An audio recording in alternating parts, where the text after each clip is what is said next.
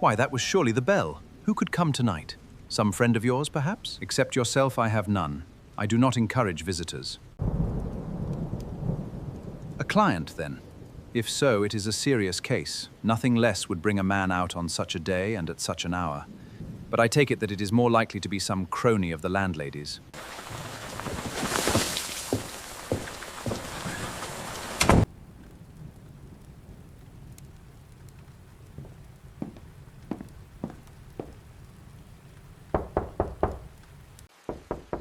Come in! I owe you an apology. I trust that I am not intruding. I fear that I have brought some traces of the storm and rain into your snug chamber. You have come up from the southwest, I see. Yes, from Horsham.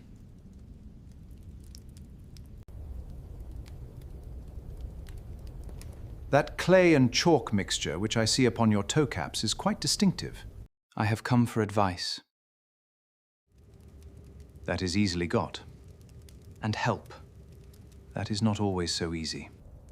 I have heard of you, Mr. Holmes. I heard from Major Prendergast how you saved him in the Tankerville Club scandal.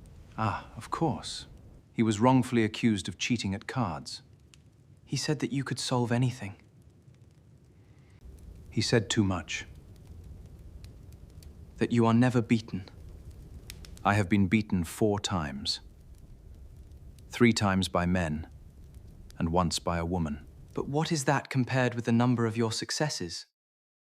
It is true that I have been generally successful. Then you may be so with me. I beg that you will favor me with some details as to your case. It is no ordinary one. None of those which come to me are. I am the last court of appeal.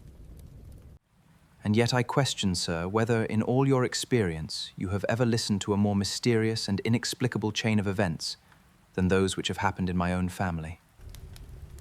You fill me with interest. Pray give us the essential facts from the commencement, and I can afterwards question you as to those details which seem to me most important. My name is John Openshaw, but my own affairs have, as far as I can understand, little to do with this awful business. It is a hereditary matter, so in order to give you an idea of the facts, I must go back to the commencement of the affair. You must know that my grandfather had 2 sons, my uncle Elias and my father Joseph. My father had a small factory at Coventry, which he enlarged at the time of the invention of bicycling. He was a patentee of the Openshaw unbreakable tire, and his business met with such success that he was able to sell it and to retire upon a handsome competence. My uncle Elias emigrated to America when he was a young man, and became a planter in Florida. At the time of the war, he fought in Jackson's army, and afterwards under Hood, where he rose to be a colonel.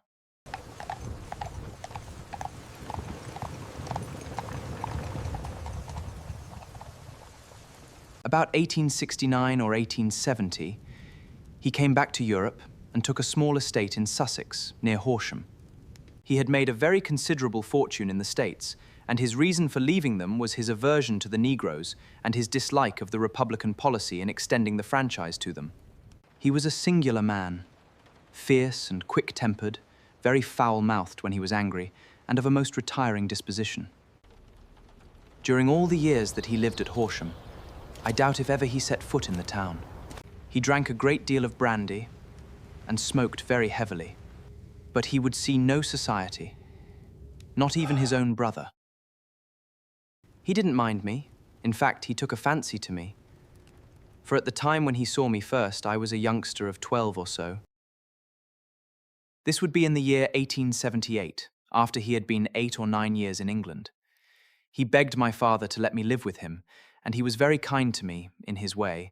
When he was sober, he used to be fond of playing backgammon and draughts with me. He would make me his representative, both with the servants and with the tradespeople, so that by the time I was 16, I was quite master of the house. I kept all the keys and could go where I liked and do what I liked, so long as I did not disturb him in his privacy. There was one singular exception, however, for he had a single room, a lumber room, up among the attics, which was invariably locked, and which he would never permit either me or anyone else to enter. With a boy's curiosity, I have peeped through the keyhole, but I was never able to see more than such a collection of old trunks and bundles as would be expected in such a room.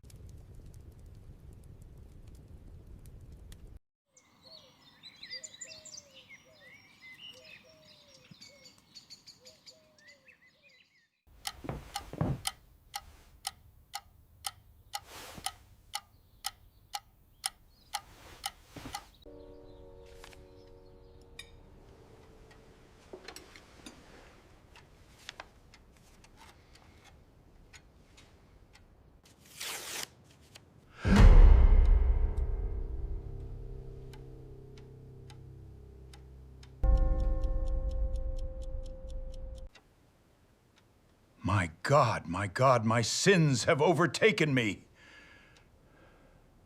What is it, Uncle? Death.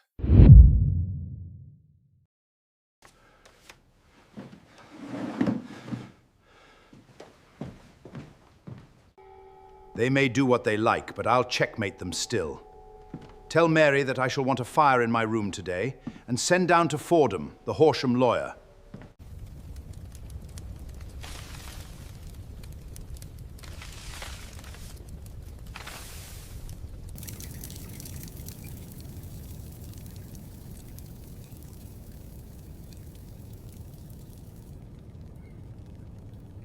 I wish you, John, to witness my will.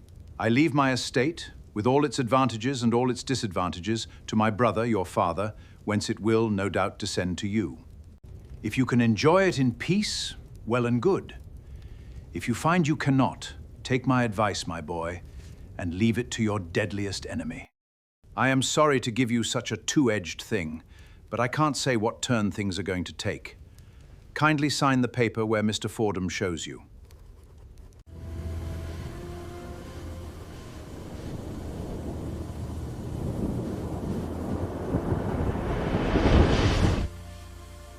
I signed the paper as directed, and the lawyer took it away with him. The singular incident made, as you may think, the deepest impression upon me, and I pondered over it and turned it every way in my mind, without being able to make anything of it. Yet I could not shake off the vague feeling of dread which it left behind, though the sensation grew less keen as the weeks passed and nothing happened to disturb the usual routine of our lives. I could see a change in my uncle, however. He drank more than ever, and he was less inclined for any sort of society. Most of his time he would spend in his room, with the door locked upon the inside. But sometimes he would emerge in a sort of drunken frenzy, and would burst out of the house and tear about the garden, with a revolver in his hand, screaming out that he was afraid of no man, and that he was not to be cooped up, like a sheep in a pen, by man or devil. When these hot fits were over, however, he would rush tumultuously in at the door and lock and bar it behind him, like a man who can brazen it out no longer against the terror which lies at the roots of his soul.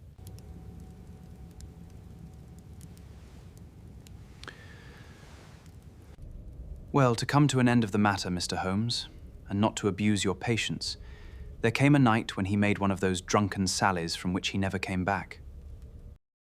We found him, when we went to search for him, face downward in a little green scummed pool which lay at the foot of the garden.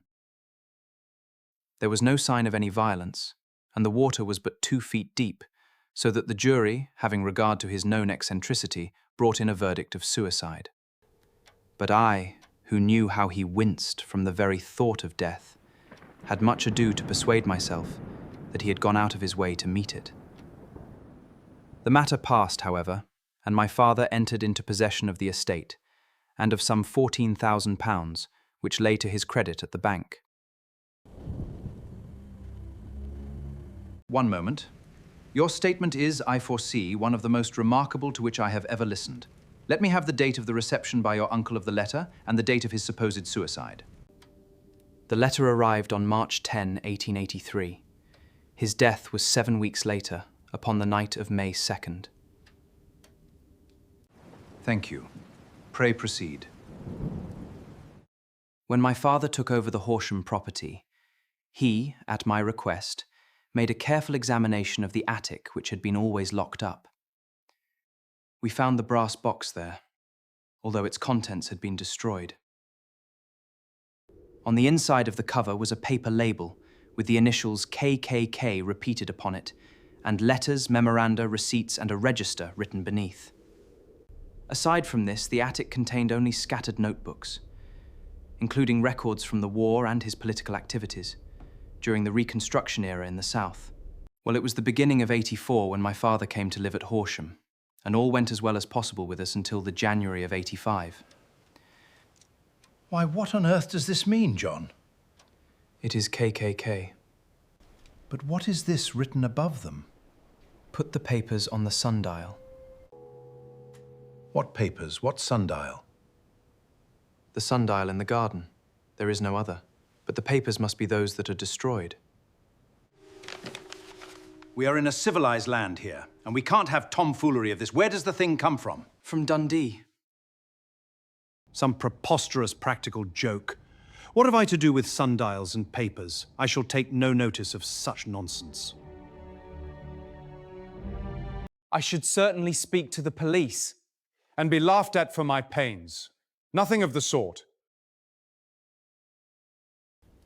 Then let me do so? No, I forbid you. I won't have a fuss made about such nonsense.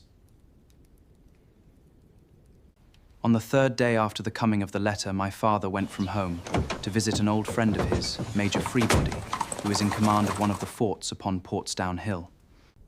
I was glad that he should go, for it seemed to me that he was farther from danger when he was away from home. In that, however, I was in error.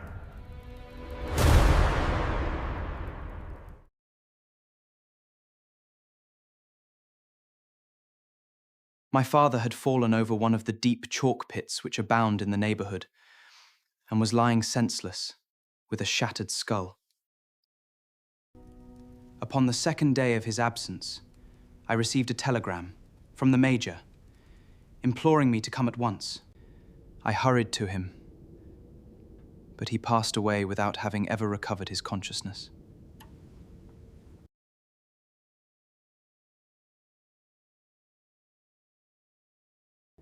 He had, as it appears, been returning from Fareham in the twilight, and as the country was unknown to him, and the chalk pit unfenced, the jury had no hesitation in bringing in a verdict of death from accidental causes. Carefully as I examined every fact connected with his death, I was unable to find anything which could suggest the idea of murder. There were no signs of violence, no footmarks, no robbery, no record of strangers having been seen upon the roads. And yet I need not tell you that my mind was far from at ease, and that I was well nigh certain that some foul plot had been woven round him. You may ask why I did not destroy it. I believed our troubles were tied to my uncle's past, and that the danger would follow us wherever we went. It was in January '85 that my poor father met his end, and 2 years and 8 months have elapsed since then. During that time I have lived happily at Horsham, and I had begun to hope that this curse had passed away from the family. I had begun to take comfort too soon, however. Yesterday morning the blow fell in the very shape in which it had come upon my father.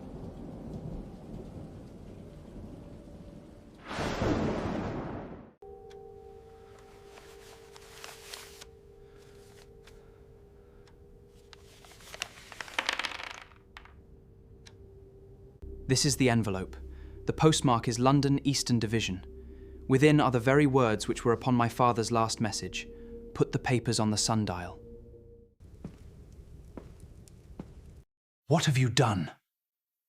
Nothing. Nothing?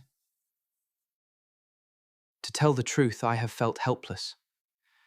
I have felt like one of those poor rabbits when the snake is writhing towards it. I seem to be in the grasp of some resistless, inexorable evil, which no foresight and no precautions can guard against. You must act, man, or you are lost. Nothing but energy can save you. I have seen the police.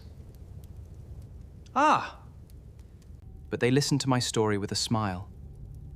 I am convinced that the inspector has formed the opinion that the letters are all practical jokes and that the deaths of my relations were really accidents, as the jury stated, and were not to be connected with the warnings. incredible imbecility! They have, however, allowed me a policeman who may remain in the house with me. Has he come with you tonight? No. His orders were to stay in the house. Why did you come to me? And above all, why did you not come at once? I did not know.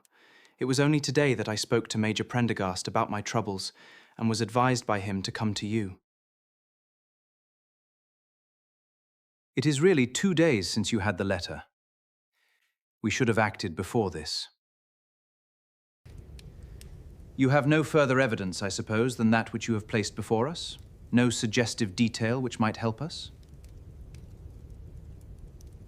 There is one thing.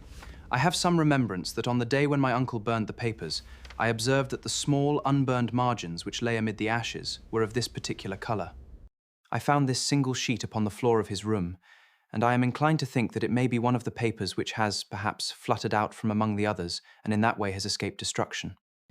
Beyond the mention of pips, I do not see that it helps us much. I think myself that it is a page from some private diary. The writing is undoubtedly my uncle's. Thank you! And now you must on no account lose another instant. We cannot spare time even to discuss what you have told me. You must get home instantly and act. What shall I do? There is but one thing to do. It must be done at once. You must put this piece of paper which you have shown us into the brass box which you have described. You must also put in a note to say that all the other papers were burned by your uncle, and that this is the only one which remains. You must assert that in such words as will carry conviction with them. Having done this, you must at once put the box out upon the sundial, as directed. Do you understand? Entirely.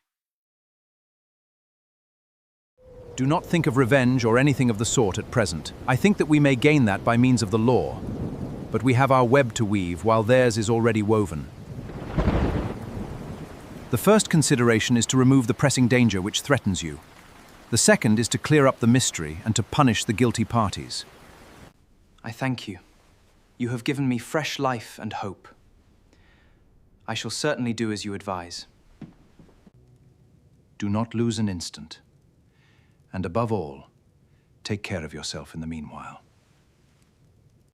For I do not think that there can be a doubt that you are threatened by a very real and imminent danger. How do you go back? By train from Waterloo. It is not yet 9. The streets will be crowded, so I trust that you may be in safety. And yet you cannot guard yourself too closely. I am armed. That is well. Tomorrow I shall set to work upon your case. Then I shall call upon you in a day, or in 2 days, with news as to the box and the papers. I shall take your advice in every particular.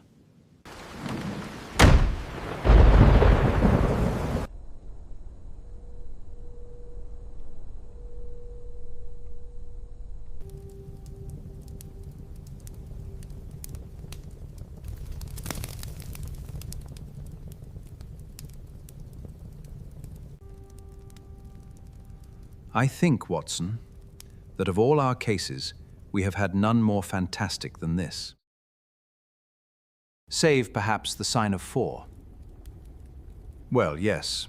And yet this John Openshaw seems to me to be walking amid even greater perils than did the Sholtos. But have you formed any definite conception as to what these perils are? There can be no question as to their nature. Then what are they? Who is this K.K.K., and why does he pursue this unhappy family?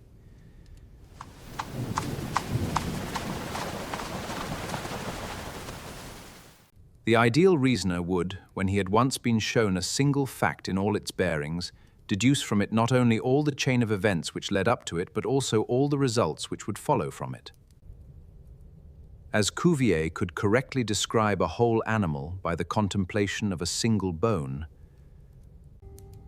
so the observer who has thoroughly understood one link in a series of incidents should be able to accurately state all the other ones, both before and after. If I remember rightly, you on one occasion, in the early days of our friendship, defined my limits in a very precise fashion. Yes, it was a singular document. Philosophy, astronomy, and politics were marked at 0, I remember. Botany variable. Geology, profound as regards the mud stains from any region within 50 miles of town. Chemistry eccentric, anatomy unsystematic. Sensational literature and crime records unique. Violin player, boxer, swordsman, lawyer, and self-poisoner by cocaine and tobacco. Those, I think, were the main points of my analysis.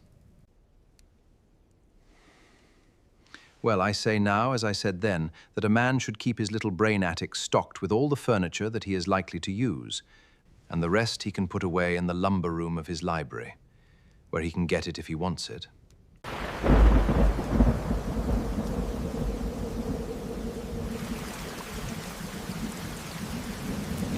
Kindly hand me down the letter K of the American Encyclopedia, which stands upon the shelf beside you.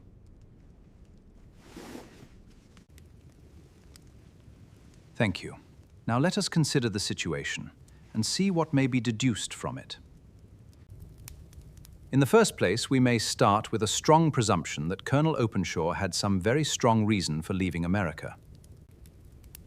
Men at his time of life do not change all their habits and exchange willingly the charming climate of Florida for the lonely life of an English provincial town. His extreme love of solitude in England suggests the idea that he was in fear of someone or something. Did you remark the postmarks of those letters? The first was from Pondicherry, the second from Dundee, and the third from London, from East London. What do you deduce from that? They are all seaports, that the writer was on board of a ship. Excellent. We have already a clue. There can be no doubt that the strong probability is that the writer was on board of a ship. In the case of Pondicherry, 7 weeks elapsed between the threat and its fulfillment. In Dundee, it was only some 3 or 4 days. Does that suggest anything? A greater distance to travel. But the letter had also a greater distance to come. Then I do not see the point. There is at least a presumption that the vessel in which the man or men are is a sailing ship. It looks as if they always send their singular warning or token before them when starting upon their mission. If they had come from Pondicherry in a steamer, they would have arrived almost as soon as their letter. But 7 weeks elapsed.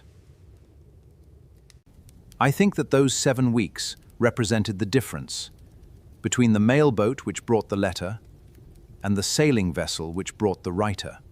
But this one comes from London, and therefore we cannot count upon delay. Good God, what can it mean, this relentless persecution?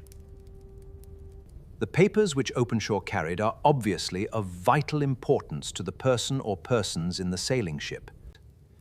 A single man could not have carried out 2 deaths in such a way as to deceive a coroner's jury. There must have been several in it, and they must have been men of resource and determination. Their papers they mean to have, be the holder of them who it may. In this way, you see, K.K.K. ceases to be the initials of an individual and becomes the badge of a society. But of what society?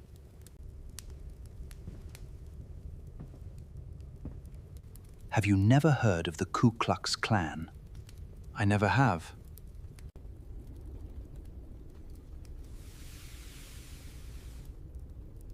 Ku Klux Klan.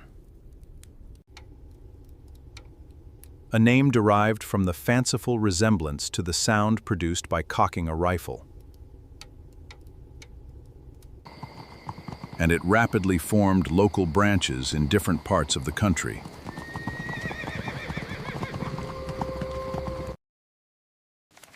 Its power was used for political purposes, principally for the terrorizing of the Negro voters and the murdering and driving from the country of those who were opposed to its views. Their victims were usually warned beforehand, with a recognizable symbol, oak leaves, melon seeds, or orange pips. On receiving this, the victim might either openly abjure his former ways or might fly from the country.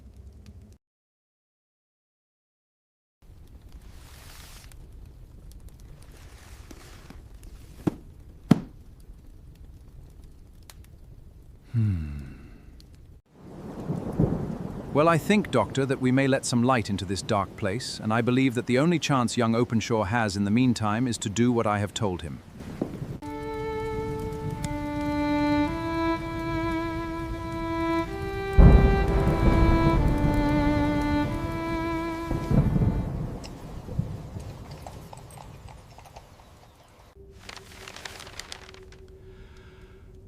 Holmes, you are too late. Ah, I feared as much. How was it done?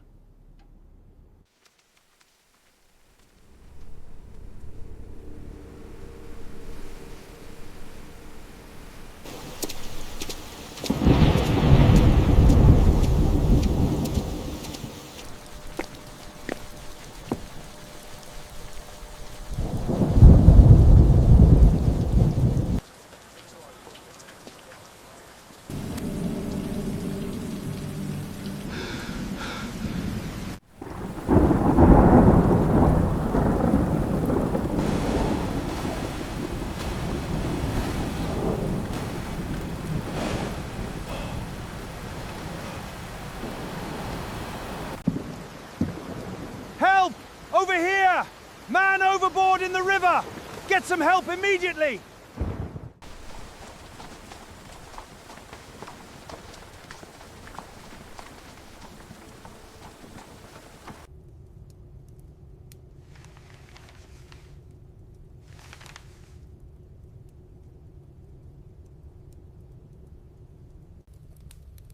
That hurts my pride, Watson. It is a petty feeling, no doubt, but it hurts my pride. It becomes a personal matter with me now. If God sends me health, I shall set my hand upon this gang. That he should come to me for help, and that I should send him away to his death. They must be cunning devils. How could they have decoyed him down there? The embankment is not on the direct line to the station. The bridge, no doubt, was too crowded, even on such a night, for their purpose.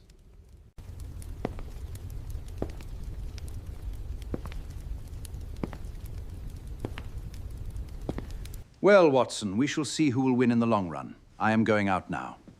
To the police? No, I shall be my own police. When I have spun the web. They may take the flies, but not before.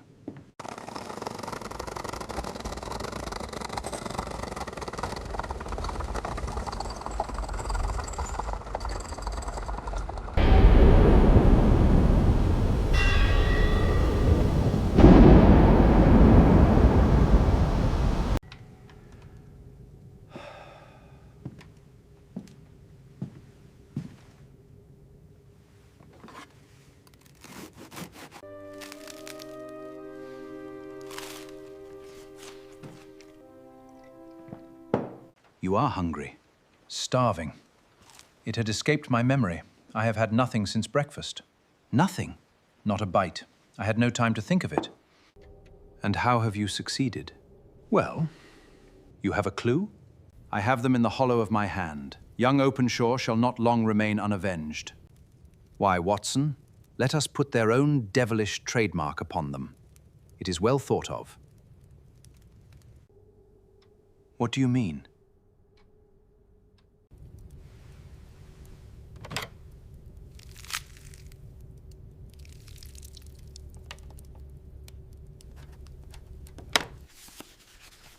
That will await him when he enters port. It may give him a sleepless night. He will find it as sure a precursor of his fate as Openshaw did before him. And who is this Captain Calhoun? The leader of the gang. I shall have the others, but he first. How did you trace it then?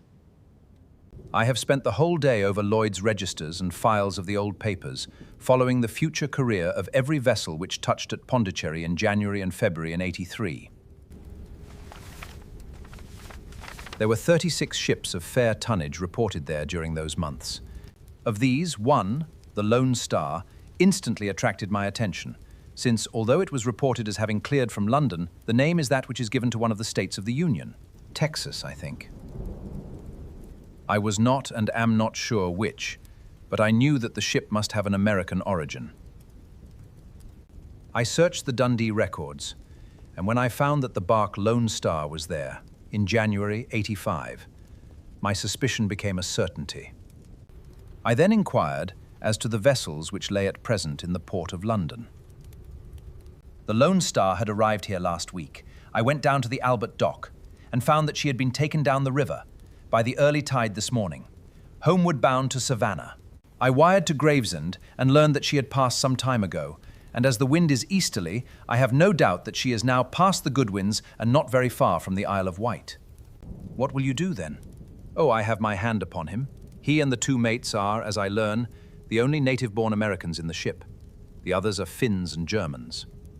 I know also that they were all three away from the ship last night. I had it from the stevedore, who has been loading their cargo. By the time that their sailing ship reaches Savannah, the mailboat will have carried this letter, and the cable will have informed the police of Savannah that these three gentlemen are badly wanted here upon a charge of murder.